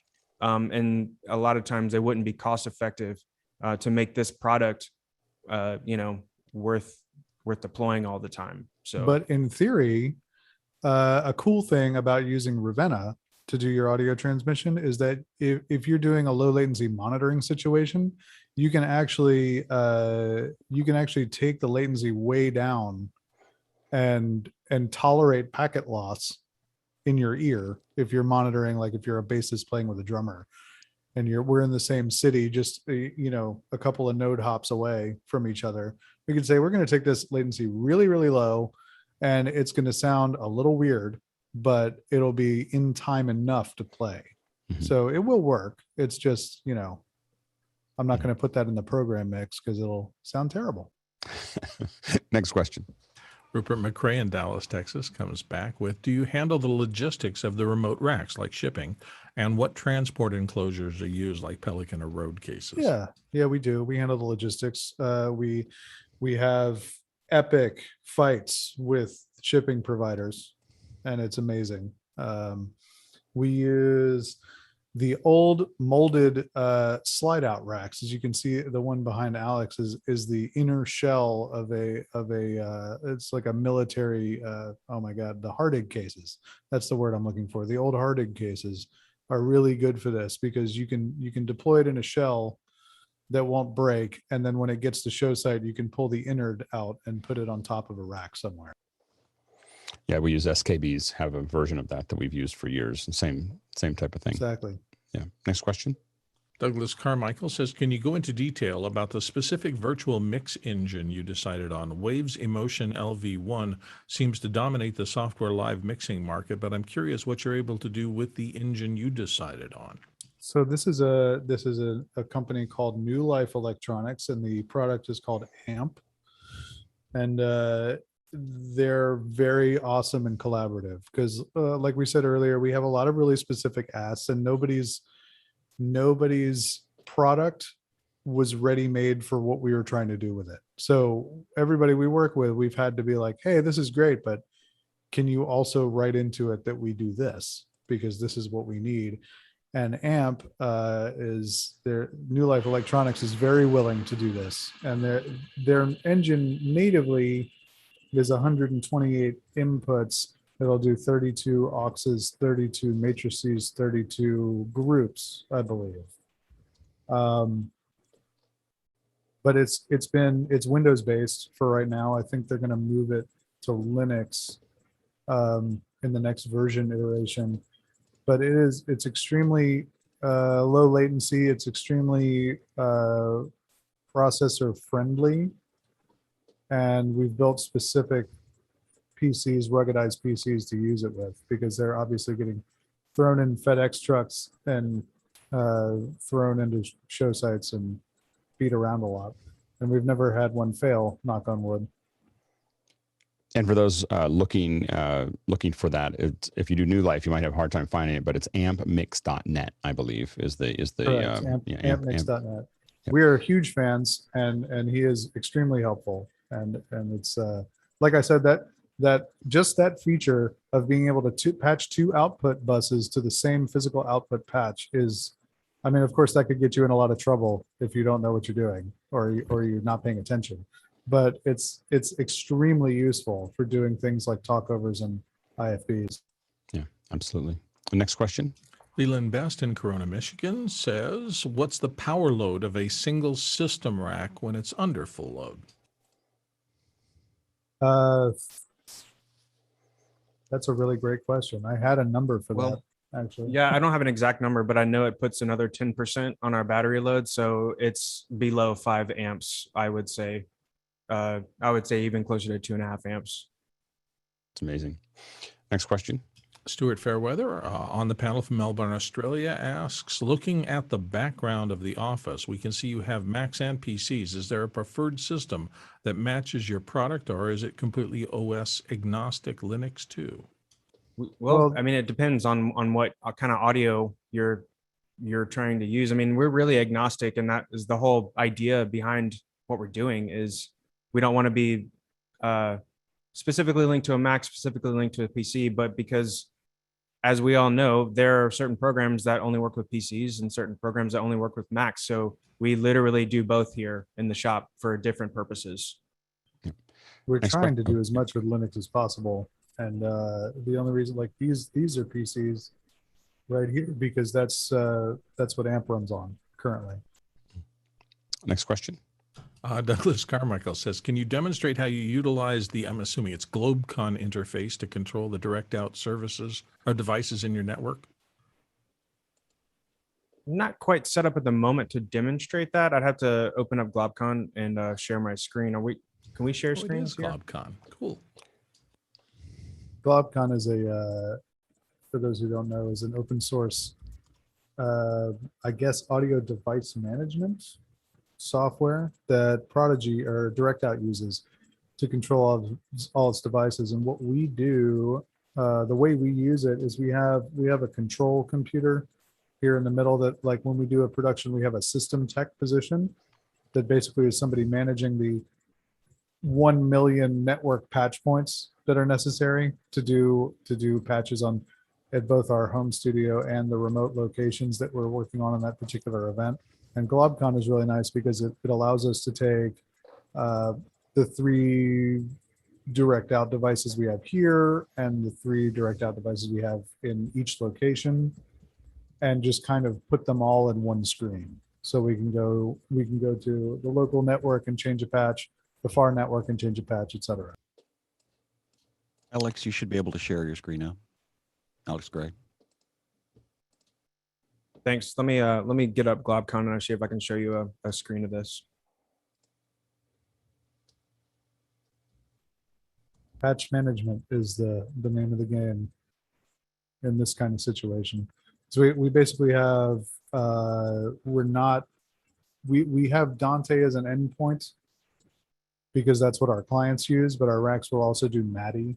And the problem is we have outgoing streams and incoming streams and local Dante networks on both sides. So not only are you patching between Dante devices in the studio here and in the studio there, but you're also patching those outputs to streams, which then enter our Dante network here and leave the Dante network there. So it's the person in that position has large spreadsheets. Did you have something to show, Alex, or are we putting you too much on the spot? No, that's fine. I'm sharing my screen at this moment. Can you guys see the screen? Oh, Yes. Okay, so this is the Globcon interface, and right now, because the way that Globcon works is you can only see our local devices. So what I would do is I would add both of these.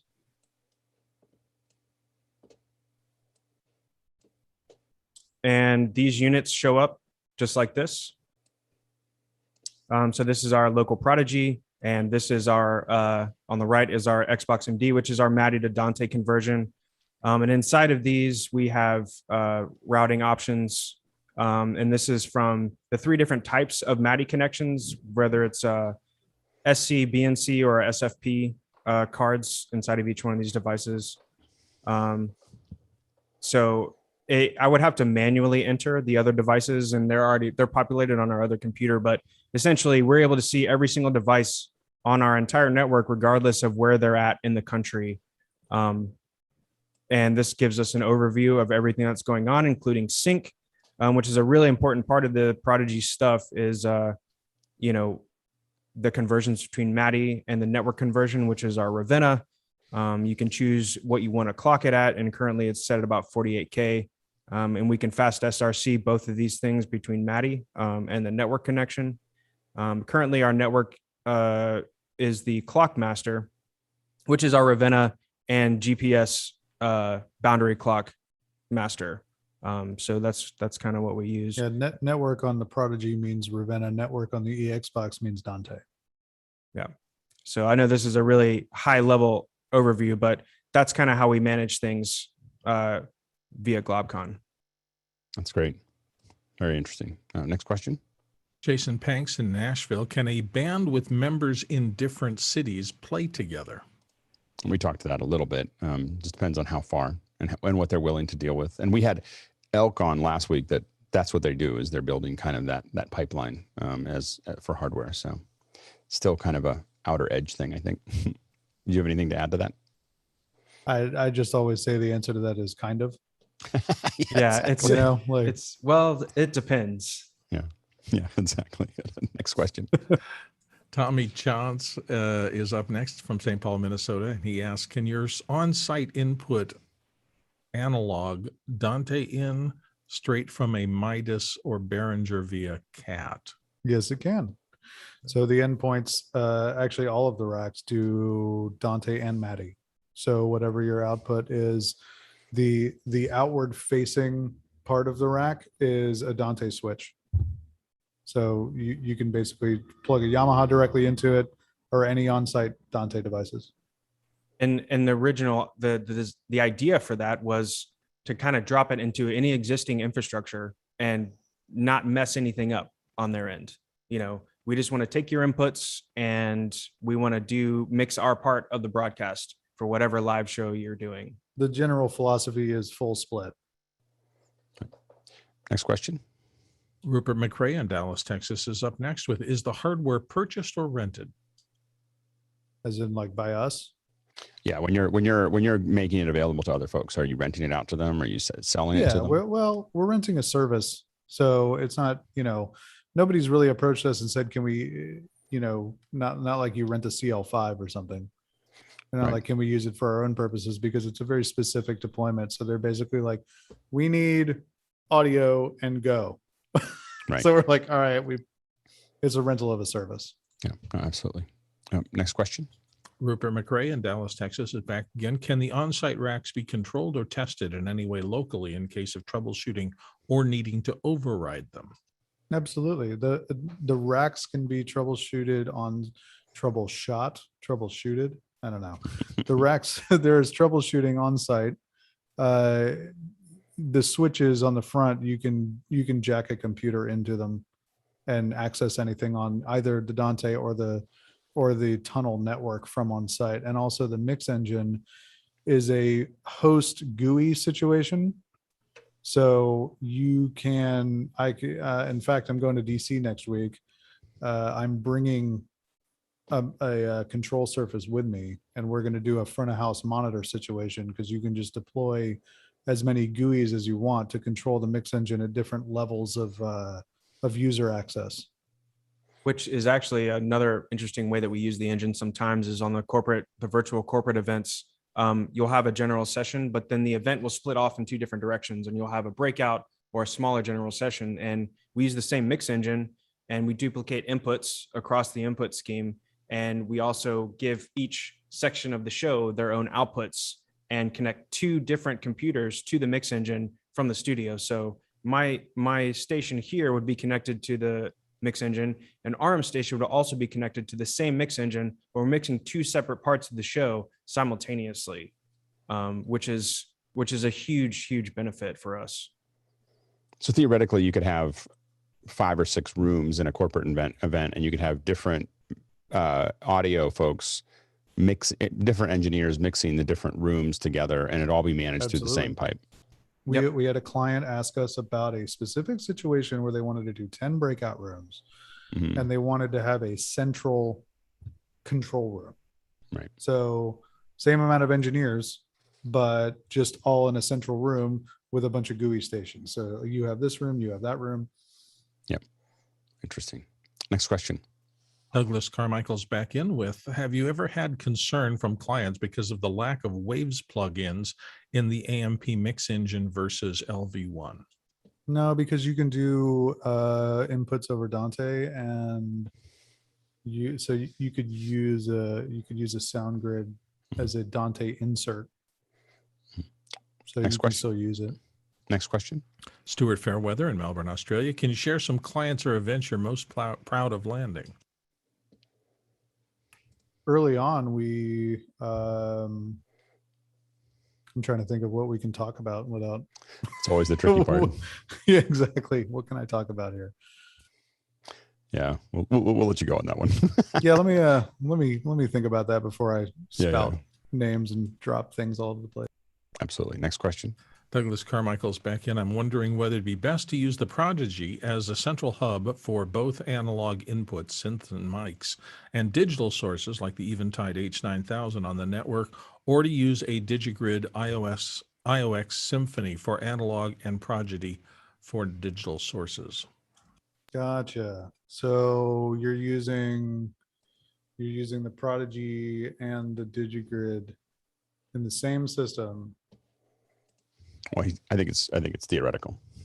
Right. So we're talking about, basically you're saying, what I think the question is do I lean heavy on the Symphony for the analog to digital conversion versus the Prodigy? And to that, I would say I would not be afraid of using the Prodigy for analog to digital conversion. What I will say though is that the IO cards for the Prodigy are very expensive. So if you already have a bunch of Symphony IO, just use that, because in order to buy a bunch of extra cards, I don't think you're going to get a whole. I don't think they're appreciably different, is what I'm saying. Next question comes from Douglas Carmichael. He says, how do you interface the AMP mix engine to the Dante network? Do you use the Focusrite PCIe R card or DVS? Good question. The PCIe R card, because DVS is weird, and also the PCIe R card lets you utilize the full channel count in AMP. Well, another thing we learned very early on is, we thought, we could use DVS for our IO in the beginning of all this, but what we quickly ran out of was flows in Dante. You have to get creative with how you create multicast flows, because a lot of these outputs, we'd have 20 or 30 Zoom computers. Dante is only capable of 16 flows. Yeah, DVS on does 16 DVS output flows, I think. So if you were to unicast 16 flows to 16 machines, you're out of flows and you can't output anymore to that machine using DVS as the go-between between audio and your computer. So what the PCIe card also does is give us up to 32 flows, which occasionally we still have to get creative with multicast flows, but it's a much more user-friendly environment for Dante, and it's more stable. Next question. Rupert McRae in Dallas, Texas. Are you seeing more use cases in on-site only events, hybrid events, or digital only events? Well, everything's changing. So we're seeing use cases pop up as the world changes. So when we started doing this, there were no on-site events, but then we started getting hybrid events. We did a pharmaceutical show that was 40 general sessions simultaneously across the country. And I was on site as a producer on one of the multiple locations we had. I had 6 of the rooms, and Alex was here mixing the whole thing. So it was really nice. It was really nice to kind of use it for something different. Most of the time it was just in somebody's video studio and all the contributors were virtual. And it was nice to like change that to a hybrid event. But now we have events that are fully in-person events that they want a broadcast element of. And what we're doing is becoming the full split broadcast mix. Well, because and a lot of times on the hybrid event subject, what we're finding is that clients want a virtual experience, you know, for the virtual attendees. So you have a live experience, but now you also have a virtual experience, and that's 2 separate crews generally. And we've already seen people that try to do both things with the same crew, but when there's different objects happening and moving on the broadcast side versus the live side, it really does require twice the text, twice the equipment, twice the gear to try and make that an actual experience for the users. So, you know, that's kind of what we are trying to address. Is this is a tool to help people kind of, you know, manage the waters of the new virtual space. Next question. Rupert McRae, Dallas, Texas asks, your Facebook page shows you using Netgear AV networking equipment. Have you standardized on Netgear, and what were the reasons, if so? I know we just got into the AV line stuff. We were using, for our Dante switches, we were using SG300s and SG350s because that's what everybody used forever, which have been great, but they're also heavy and big and loud. And the AV line stuff, we just got our first couple of those switches, and they're pretty awesome. And the reason we really like the specific one that you saw on Facebook is because it's like 4 inches deep. So these mobile racks, light and small are priorities, and that switch is perfect because the professional switch, anything we could find that was that form factor was very cheap, and we didn't trust it. And the AV line stuff is like a real robust thing, and we really like it. Actually, it's expensive, but I think it's worth it. Well, it is expensive, but the one thing it does do is it is a PTP aware switch, and when we're sending PTP across network connections, especially over WAN, that's a very usually expensive feature of most PTP aware switches, and for Netgear to have this in an $800 switch is insane in a good way. Next question. Douglas Carmichael. If you were interfacing a single AES EBU device like the Fractal Audio Axe FX3, which has stereo AES XLR I/O to the Prodigy units using an AES card, which has 4 channels of I/O on a DB25, would you need a custom breakout cable? Yeah, you would need a DB25 AES cable that was pinned that way. Next question. Basically. Andrew Lipnick in San Francisco up next. Can you talk a little more about making your control surface operator feel like a Yamaha or Digico console? Well, I would say in what way? You know, there's lots of different models of Yamaha and Digico consoles, and some of them, like an SD9, has just about as much rotary encoder mess as this Keycon does.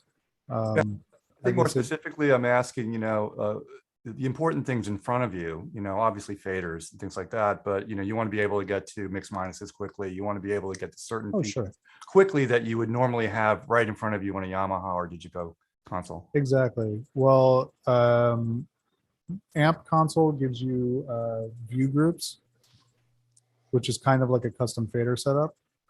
So it's actually really good. Like this is 17 faders, and the last fader is sticky. You can tell it to be anything.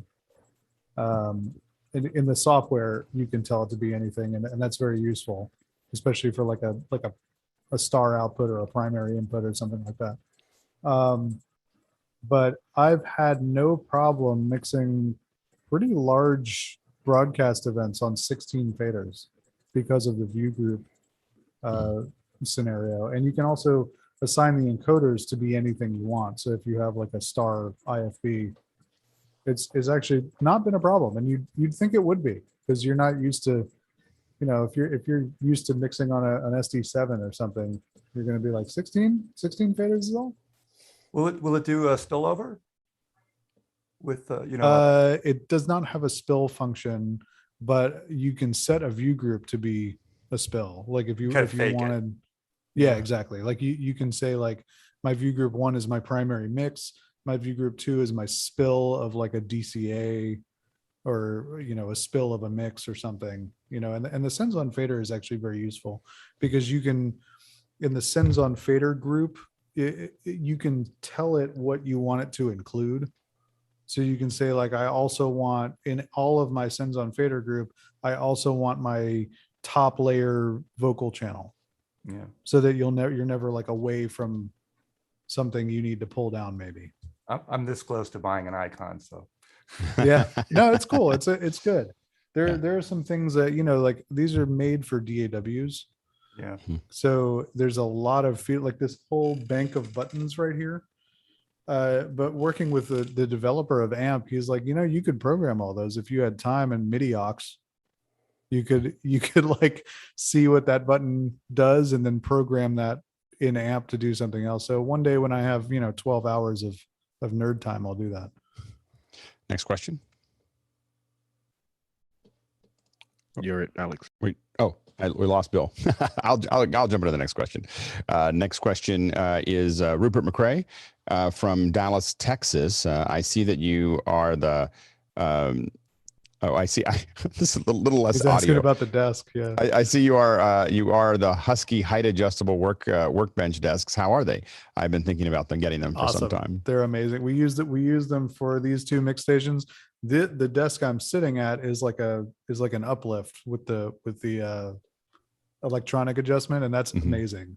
But like these are on wheels, and they're height adjustable with a crank, and they're amazing. We use them for our workbench, and we use them for these mix stations, and they're so cool. They're really good. That's awesome. Next question is from Jason Panks from Nashville. He said, for a production company like yours, what kind of roles, positions do you provide? Audio engineer, network engineer, etc. That's a good question. We have, we tell clients that we have to have 2 positions at least when we do one of these productions. We cannot octopus it like a lot of people are trying to do.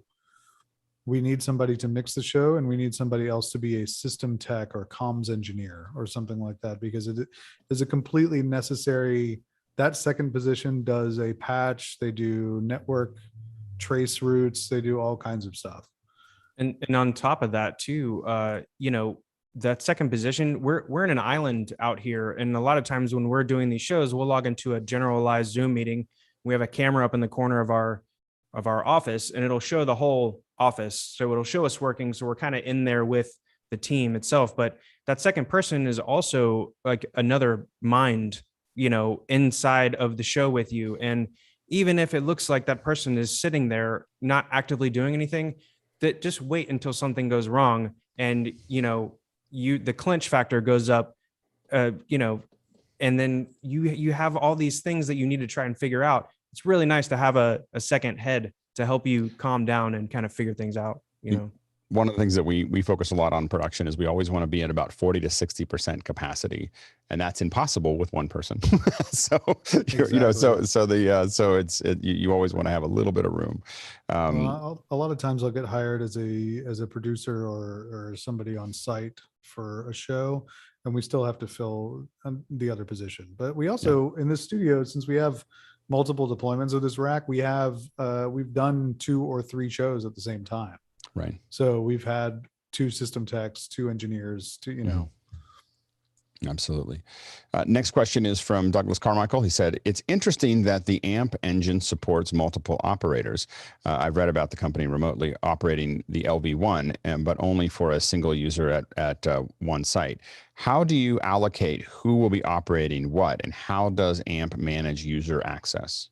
That's a great question. AMP has a user access level manager that basically lets you invent and it lets you invent a user position and whatever you want them to control. And it's pretty much every parameter. So you could set somebody to read only. I don't know why you would ever do that, but you could do super user all the way to read only. And you can give people just certain sections and certain, this is all you're able to do. That's really great. Totally. But you can do different sections. We've done a lot of duplicating inputs on the top layer, on the front of house layer.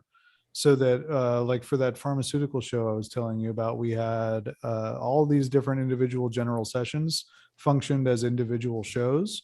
But at some points, general sessions 2 through 10 were talking to each other. So that if you're in if you're in a live environment, you don't have time to be like, hold on, let me repatch. You know, like you have to be like, okay, well, I need to duplicate all these into one section and then create like one set of mix minuses that they're all a part of, you know. So that would be one deployment of separating it out. But AMP will also do a front of house monitor situation. So that's not on the front of house top layer. That's like you have 2 separate engines. And I believe what it does is allocate the front of house console to one core of the processor and allocate the monitor console to another core of the processor. And it's a full split. So you can actually do a monitor mix. Next question is also from Douglas Carmichael. He said, can you talk about the differences between the Prodigy.mc and the Prodigy.mp units? If one wanted to enter the virtual production market, which one would you recommend to start with? Awesome question. Prodigy MC and Prodigy MP are different in that the MP has a huge amount of DSP. And it also has 2 network card slots. So if you wanted to natively incorporate Dante and Ravenna, or if you wanted a backup Ravenna card, which I don't know why you would, because the Ravenna card already has a backup port.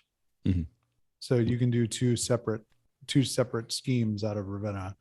But yeah, if you wanted to integrate a Dante card into the same thing, but also it has internal DSP. So you can treat it like an audio console if you want. You could use it as your kind of everything box in kind of, I think, a more limited capacity than AMP will be a console, or than an actual console would be a console, but it's very useful. And also, I mean, it's an amazing device. The MP it's like the amount of processing and routing they put into this thing is like, you would never need anything else. But it's for our purposes, we don't need that functionality, and it's more expensive. Next question is from Rupert McCrae from Dallas, Texas. He said, are you exhibiting at any trade events, either in person or digitally? No, but we'd like to. Yeah. Let's get it going. Let's get it going. Call me up. And then finally from Jeff Keithley, the most important question of the hour. Has it changed now that all audio guys have to have gorgeous beards instead of ponytails? Yeah, you know what's changed is the memes. It's going to be we're making waves in the meme scene. The memes make the man, you know that, right? It is one of those things that if someone doesn't, if an audio engineer shows up without a beard or a ponytail, you go, well, you're like, we'll try with them, but we're not sure if they're going to be able to survive this. Really not bearded enough for my liking. Just like, it seems like there's some technical connection between those two. I mean, almost every engineer that we use has either I a beard once or had a a ponytail, or client both. tell me back in the day, I did gigs with him for years, and much later, like 10 years into me working with this client, he said, you know, when you had a PC back in the day, I didn't really trust you as an audio engineer. And I thought that was really interesting. I was like, well, the only playback programs available back then were on PC. Now we have QLab, but we didn't back then. Yeah, I had one client that when one of our engineers, who remain nameless, but everyone knows who here is, came in, he had a long ponytail, they said, "Who is that? Like why is he here?" And I said, "Oh, he's the audio engineer." And they were like, "Oh, okay, that's fine." Like, it was immediate, like, Let him go. We'll pile that pass. Hey, Alex, Aram, thank you so much for an incredible hour. We learned a lot. Thank you. Yeah. Thank you. I mean, seriously, thank you for the opportunity. It was nice to meet all of you, and I've been tuning into a lot of these things now, so I'm learning things. Well, we do this every day. If you want to come join the panel anytime, just hang out, answer questions. If you have time, it's a great way to get to know people. But anyway, we'll if you're releasing new things or doing something that you want to show, let us know. We would love to have you back. Awesome. Thank you so much. Thank you very much. Thank you. And for the producers, excellent job at asking great questions. That was a busy hour. When we first started, I was like, "Uh-oh, we only got a couple questions. This could be a short," and then everyone pulled it together and posted a lot of great questions. And I keep on coming back to, I'm losing interest in ever talking to anyone directly about their product. I'd rather do it here because there's so many questions that I don't think of that are all asked at one time, and we can all learn, as a group in a much faster way. I mean, probably a little exhausting for Alex and Arm. It's a barrage. It's really fun. Yeah. We get through all the things really quickly. So great work, and great work to the panelists in the first hour, doing the hard panelist work. So we're slowly starting to settle into the new system, and we'll see all of you. Alex, Aram, thank you, and for everybody else, we're jumping into the after show, and we'll see you there. All right, see ya.